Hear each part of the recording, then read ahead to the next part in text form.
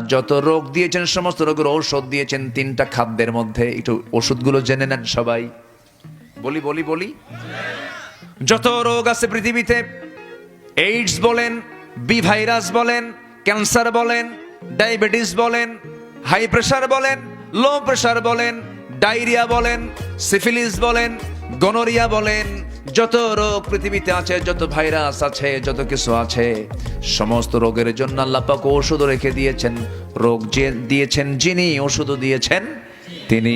ওষুধ আছে, এর মধ্যে শ্রেষ্ঠ ওষুধ হলো তিনটা। একটা হলো চারটা, একটা হলো জমজম। একটা কি? জমজম। সেই পানিটা কোথায় পাওয়া যায়? কোন জায়গায়? সৌদি আরব তো অনেক বড়, বলেন কোথায়? কাবা শরীফের সামনে সেই কূপটা। কাবা শরীফের সামনে সেই কূপটা। এই কূপ হলো আশ্চর্য কূপ। দুনিয়ার সমস্ত পানির ভিতরে কম বেশি